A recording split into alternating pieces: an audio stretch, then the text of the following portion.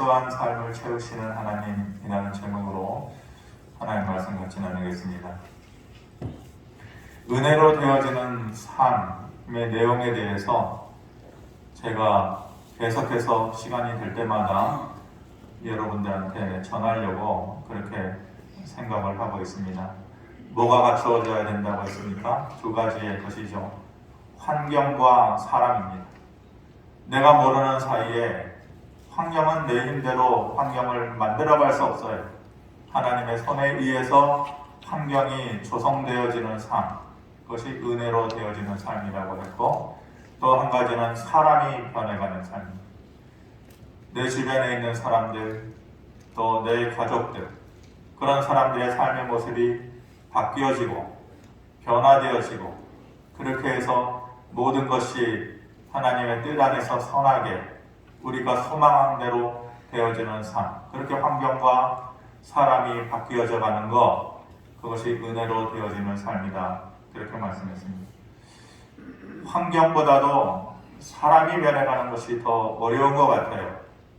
그리고 그렇게 되어지는 것이 더 큰 축복인 것 같아요.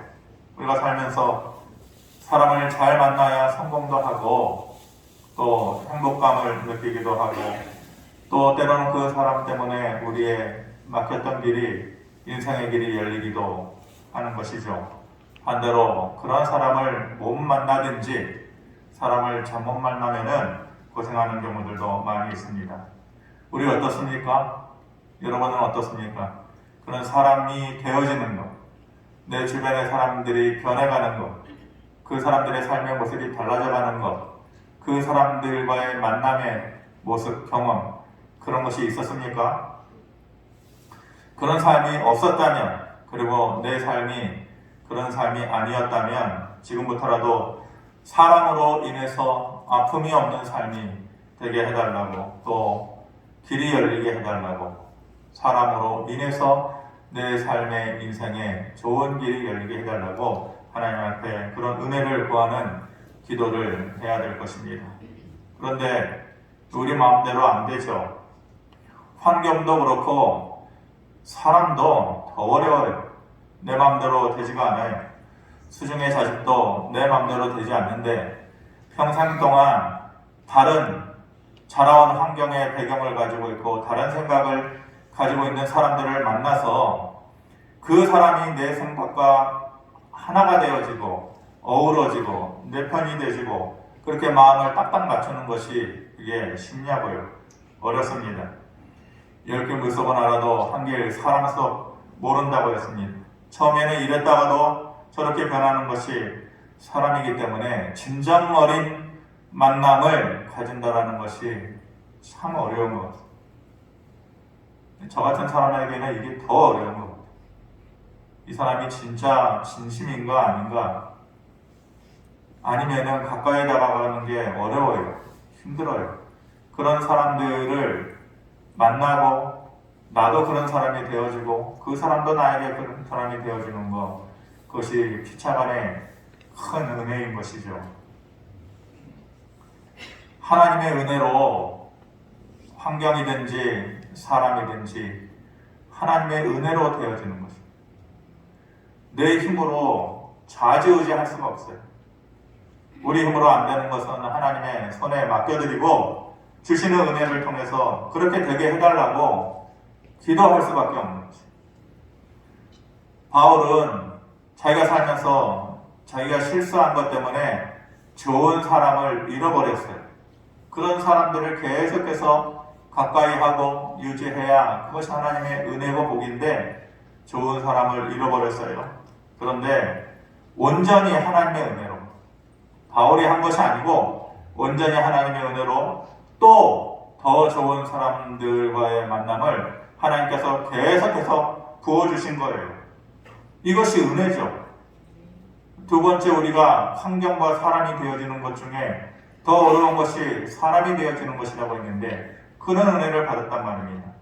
오늘 본문의 말씀을 보면서 우리의 삶에도 바울이 경험했던 은혜로 되어지는, 특별히 사람으로부터의 만남으로 되어지는 그 은혜가 우리에게도 있기를 바랍니다. 본문의 배경은 우리가 잘 알죠. 첫 번째 그림을 보면 바울이 1차 전도 여행 때에 다녔던 경로를 저렇게 표시해 둔 것입니다.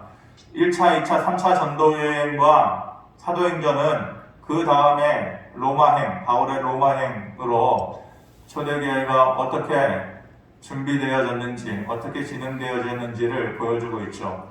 그 모든 전도 여행의 가장 중심적인 거점 역할을 하는 것이 바로 여러분들 그림 보기의 왼편에 동그라미 쳐 있는 안디옥입니다.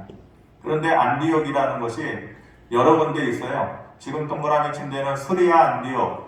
지금의 명칭으로는 뭘로 바뀌었다고 그랬어요? 수리아가 시리아, 지금은 시리아죠. 내전으로 고생 많이 한 나라인데 요즘은 우크라이나 사태가 터졌기 때문에 미얀마라든지 또 시리아라든지 그런 나라의 어려움이 우리에게 직접적으로 피부에 다가오지 않지만 여전히 힘겹게 살아가는 나라인데 그때에는 가장 중심적인 역할을 하는 곳이 이 수리아 안디옥이었어요. 안디옥이라는 것이 조금 뒤에 보면은 BCD 안디옥도 있잖아요. 여러 군데 있어요. 안티오코스 황제가 정복 전쟁을 하면서 옛날에 황제들은 자기가 전쟁을 하고 가는 곳마다 정복한 것을 자기 이름을 남기고 싶어 했어요. 안티오코스 자기 이름을 따가지고 안디옥 이렇게 부르게 된 거죠. 알렉산더 대왕이 정복 전쟁을 하면서 가는 곳마다 자기 이름을 남겨두기 위해서 알렉산드리아라고 하는 도시명을 남겨놓은 것도 같은 맥락의 것이죠. 이렇게 1차 전도 여행을 저렇게 다녀왔는데 구브로를 거쳐서 비시디아 안디옥, 이고니온, 루스드라, 더베를 거쳐서 다시 돌아오는 것이 1차 전도 여행의 여정이었습니다. 오늘 본문 말씀 35절에 보면은 바울과 바나바가 1차 전도 여행을 마치고 안디옥으로 돌아왔을 때 복음 전파 사역을 정말로 열심히 했고 더 활발하게 했다라고 얘기를 합니다. 그러니까 바울과 바나바가 같이 사역을 하면서 같이 고생도 하고 또 죽을 고비도 함께 넘기면서 서로 간에 끈끈한 동역자 그 이상의 정도 있었을 것이고 신뢰도 있었을 것이고 그런 마음들이 서로 간에 돈독하게 쌓였을 거예요. 특별한 관계였어요. 바울과 바나바는 36절에 보면은 그랬던 이 두 사람이 1차 전도 여행을 갔다 와서 이제 안디옥 교회를 막 부흥시켜 놓고 다시 생각하기를 우리가 1차 전도 여행 때 갔었던 곳 이고니온, 루스드라, 더베 이런 곳을 또다시 가자. 그래서 우리가 복음의 씨앗을 남겨놓던 그곳의 사람들이 어떻게 변화됐는지 그리고 이단들이 그 사람들의 마음을 흔들어 놓는다고 했는데 교회들이 든든하게 서가고 있는지 우리가 다시금 그 여정을 밟아가면서 사람들과 성도들과 교회를 상황을 한번 살펴보자. 그렇게 서로 마음을 맞춥니다. 여기까지만 해도 분위기가 좋죠.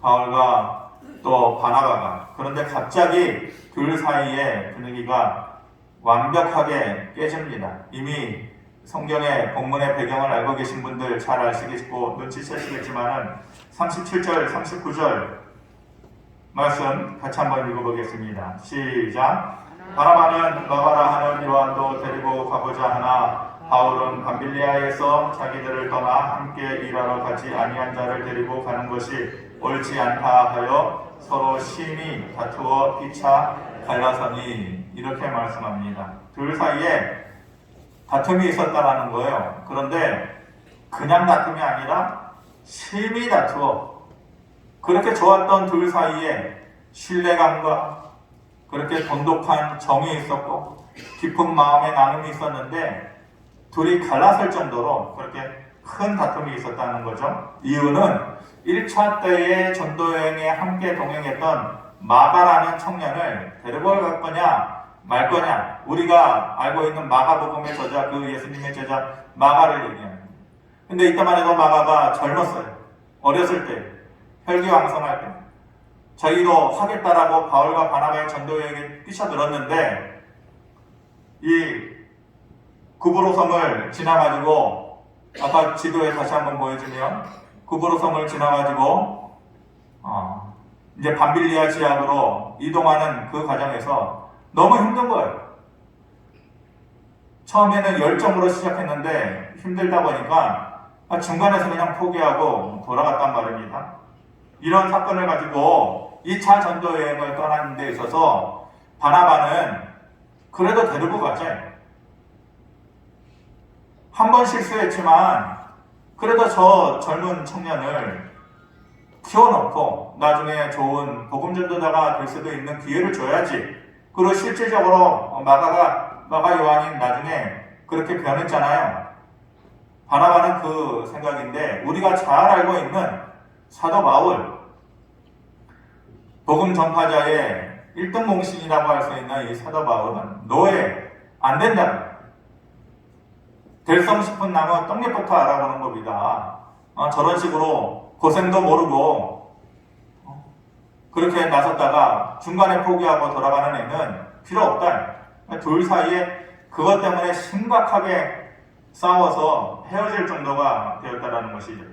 이 바울과 바나바와의 둘과의 관계를 이해하는 것, 둘 사이의 그 깊이가 어떤 정도였는지를 아는 것이 초대교회를 이해하는 가장 중요한 포인트 중에 하나가 되는 것입니다. 둘 사이의 관계가 어떤 관계냐? 사도행전 9장 27절에 보면 이렇게 말씀합니다. 바나바가 데리고 사도들에게 가서 그가 길에서 어떻게 주를 보았는지와 주께서 그에게 말씀하신 일과 다메섹에서 그가 어떻게 예수의 이름으로 담대히 말하였는지를 전했다. 이렇게 얘기합니다. 사도 바울이 원래 이름이 사울이었잖아요. 사울은 예수 믿는 사람들을 잡아서 죽이는 그러한 초대교회에 있어서는 적과 같은 사람이었어요. 오히려 복음을 반대하는 사람이었잖아요. 그런데 그러한 사울을 이제 하나님께서 이름도 개종시켜서 바울로 만들어주시고 그의 인생도 완전히 바꿔놓으신 거 아니에요? 다메섹 도상에서 부활하신 주님을 만나요. 눈이 멀어요. 기적적으로 그 주님을 만나서 자기가 생각하고 있었던 복음이라는 것이 잘못되었다라는 것을 깨닫게 된 거죠. 사람이 회초리 쳐서 깨닫게 한 것이 아니라 하나님의 절대적인 현현, 나타나심을 통하여서 거부할 수 없는 삶의 변화가 바울에게 나타난 거예요. 그런데 바나바도 알고 주님도 그거를 인정해요. 근데 누구만 인정하지 않아요? 사람들이 인정하지 않아요. 너가 그렇게 변한 것을, 하루아침에 변한 것을 우리가 어떻게 알아주느냐.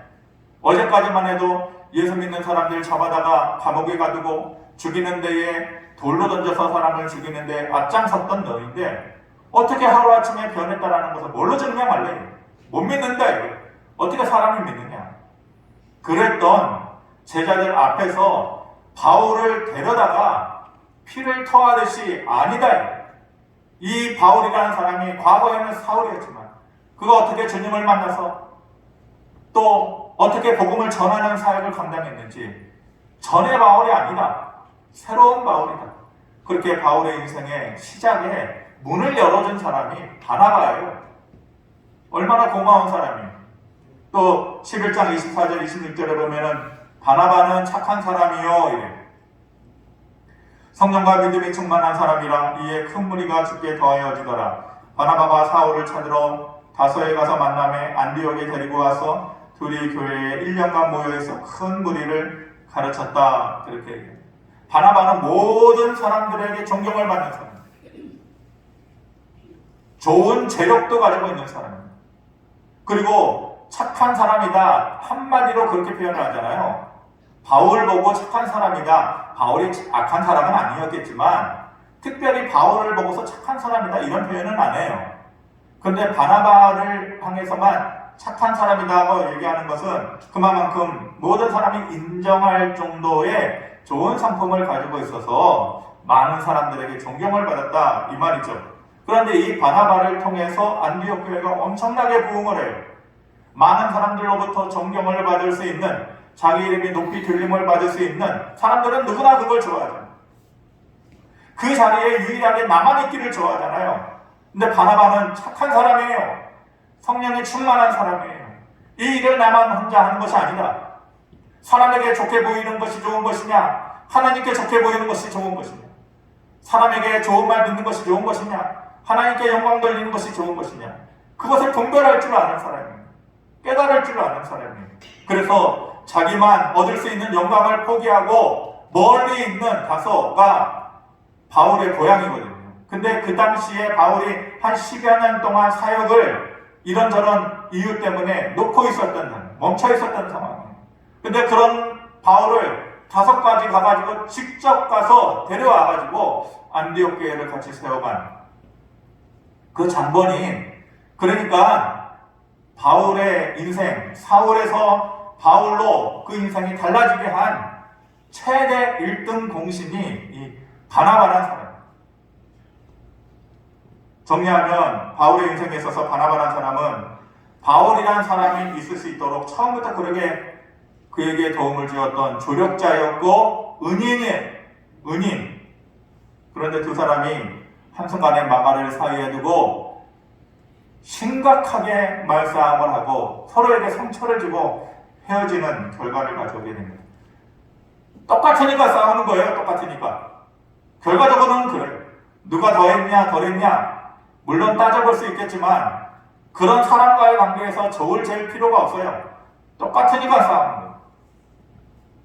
그런데 분명히 따지고 보면 한 사람의 잘못이 더 커요.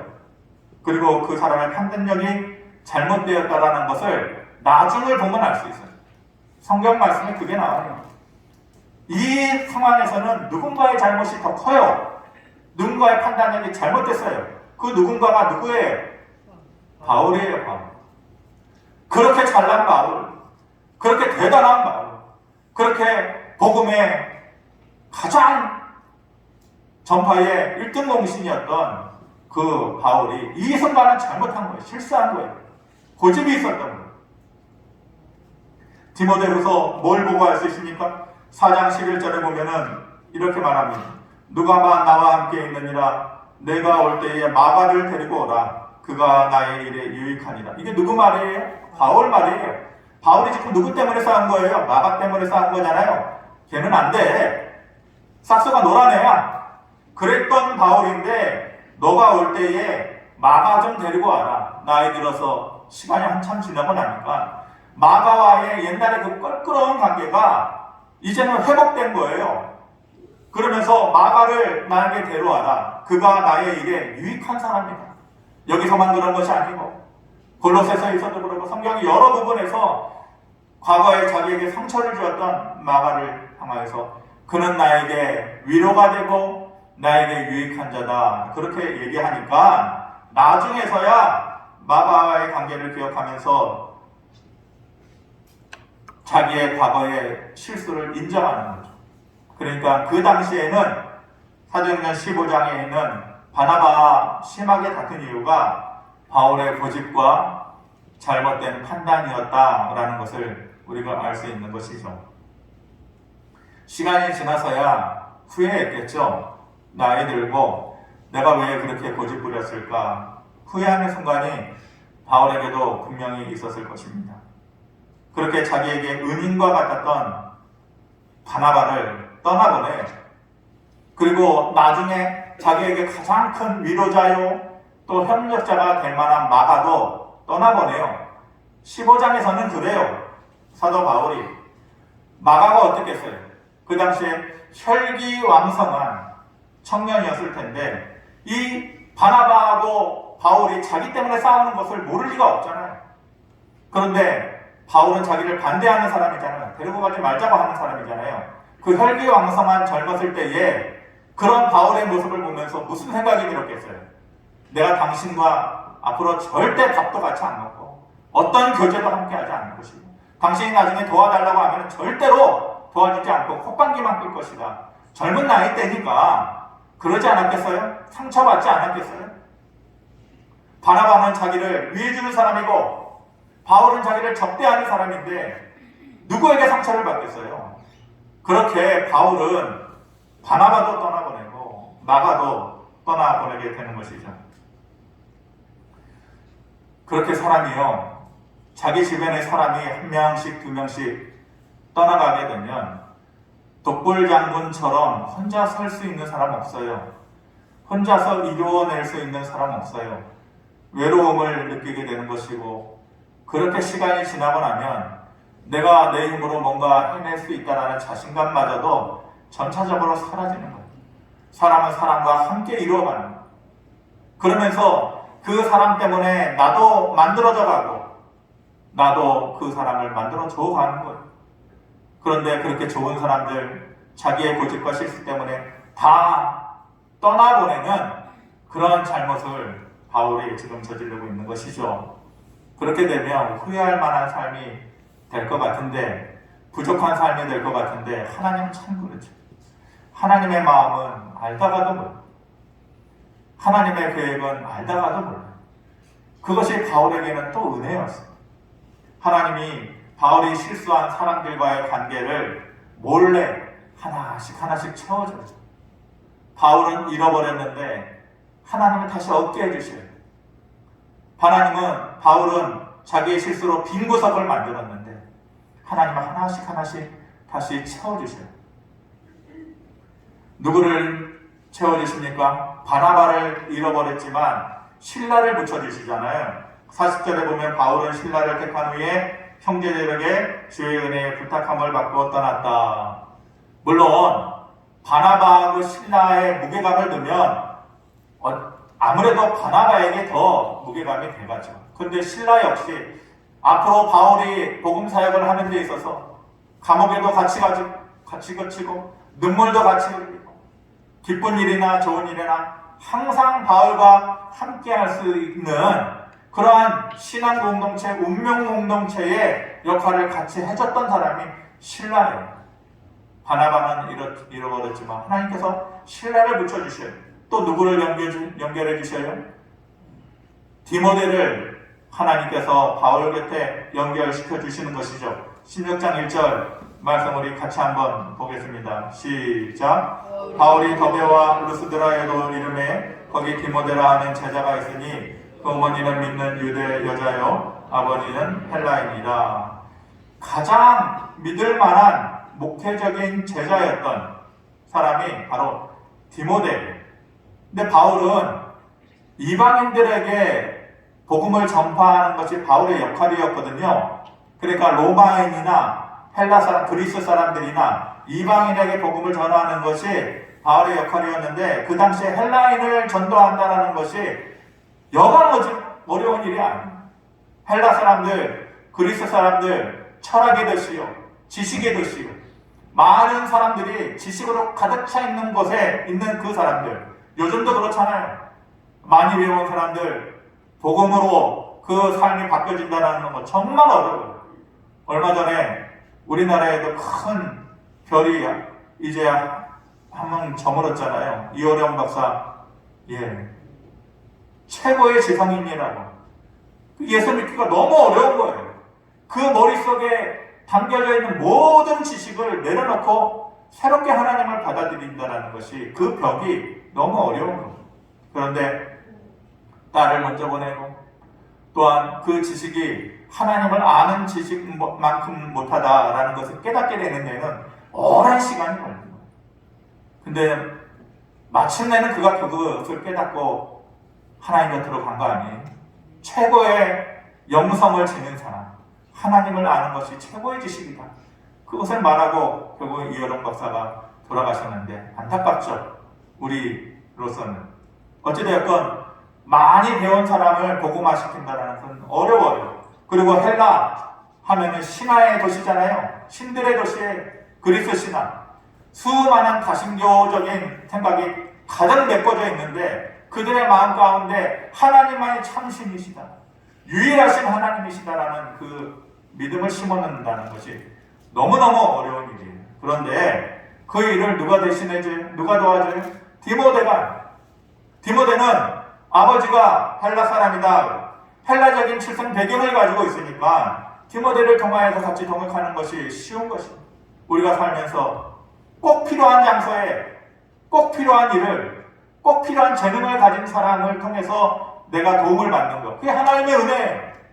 내가 모든 일을 다 잘할 수 없어요. 어떠한 때가 되었을 때에 어떠한 사람이 나타나서 꼭 필요한 재능을 가지고 그 일을 해준다는 것이 우리에게 필요한 거예요. 그것이 은혜로 되어지는 것입니다. 또 한 명 누구를 붙여주십니까? 이 사도행전의 저자인 의사 누가를 붙여주시잖아요. 그 역시 헬라인이었어요.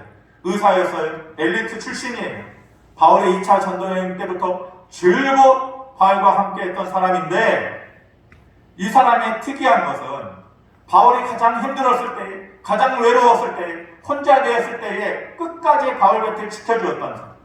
로마에 가가지고 법정 앞에 서가지고 외롭게 그 황제와 로마 사람들 앞에서 복음을 전파했을 때에 유일하게 같이 해줬었던 사람.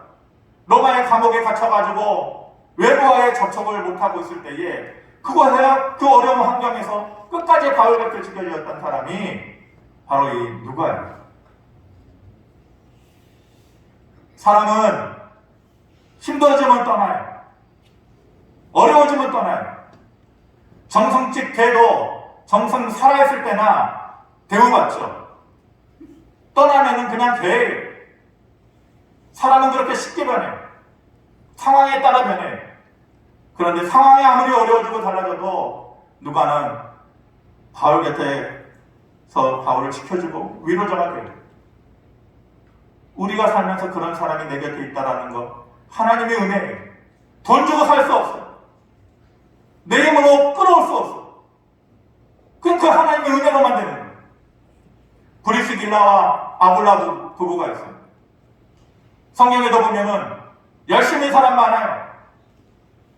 또 이런저런 사역에 목숨 바쳐서 하는 사람 많아요. 그런데 부부가 같이 하는 사람들은 거의 없어요. 근데 이 부부가 그런 부부예요. 신실한 부부. 바울의 사역에 전적으로 도움을 주고 바울의 빈자리에 얼마든지 그들을 믿고 맡겨줄 수 있는 그런 역할을 해주었던 부부가 이 부부들. 그리고 마지막으로 돌고 돌아서 누가 있었어요? 마가를 하나님께서 다시 붙여주시고, 그때 상처받았던 마가, 그때 멀어졌던 마가, 그때 헤어졌던 마가를 돌고 돌아서 이 관계를 완전히 회복시켜 주시잖아요. 그리고 그 사람들뿐만 아니라 무수히 많은 사람들이 바울에게 도움을 주고 눈물로써 바울의 삶을 걱정해주는 사람들이 생겨나게 하셨어요. 얼마나 귀한 삶이에요. 은혜로 되어주는 삶. 이런 사람들이 우리 곁에 있게 되어지는 거 여러분들 할 수 있어요? 저도 못해요. 하나님의 은혜로 되어져요. 그러니까 은혜로 되어지는 것은 환경도 되어지고 이런 사람들도 하나님께서 붙여주시는 거예요. 이런 만남이 우연이겠습니까? 아니에요. 하나님의 계획하심과 역사하심 때문에 그렇게 된 거예요. 바울은 실수로 바나바를 잃어버렸지만은 하나님은 바나바를 대신해서 이미 다른 사람들을 준비해 두신 것이에요. 그런 것이죠. 하나님은 그렇게 우리가 실수해도 그 부족한 것을 채워주시는 하나님. 우리가 실수는 하는데 그 부족한 것을 채워주시는 하나님. 우리가 살면서 많은 문제를 만들어요.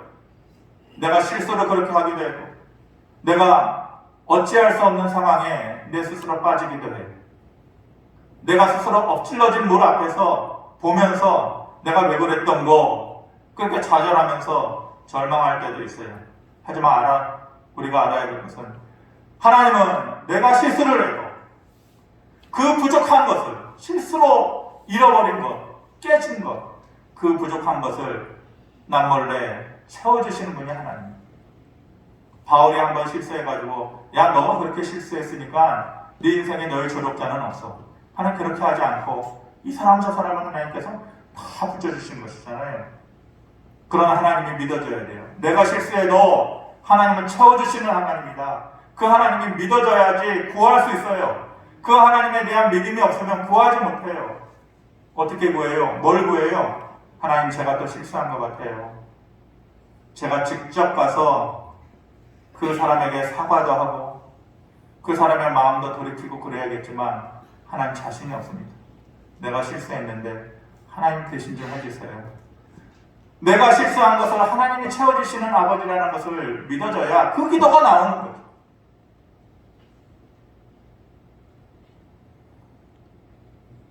사람마다 말하는 스타일이 다 달라요.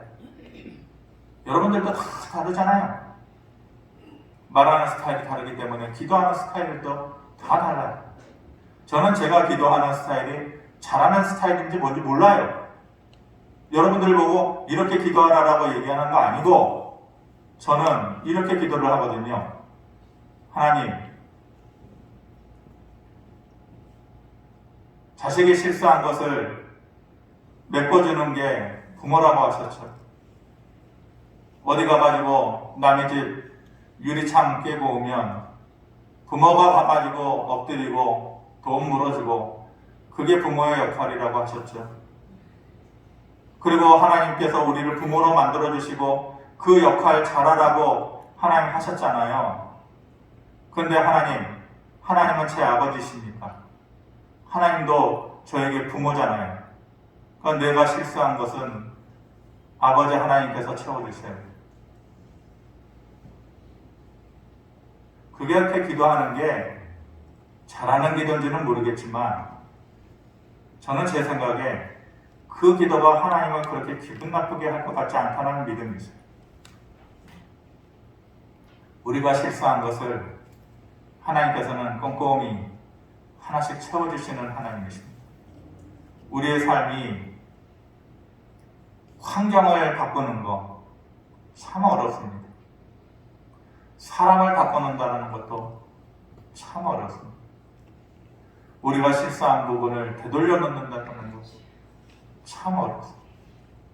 그런데 우리도 바울과 같은 은혜를 좀 달라고, 바울이 실수로 바나바를 떠나버렸지만 그 큰 빈자리를 또 다른 하나님의 은혜로 채워주신 것처럼 하나님, 우리의 환경도 우리 주변의 사람도 혹시 내가 실수해서 빈 구석 만들었다면 하나님, 내 부모님, 아버지 되시니까 부모의 역할로 그 부분을 대신 채워달라고 그렇게 기도하시면서 여러분들의 삶이 무너지고 깨진 부분들이 하나씩 다시 회복되어지는 큰 은혜가 있기를 주님의 이름으로 축원합니다.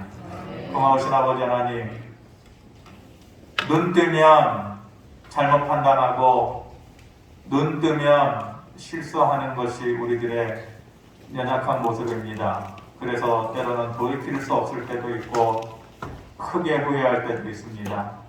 손해볼 때도 있습니다. 아버지 하나님,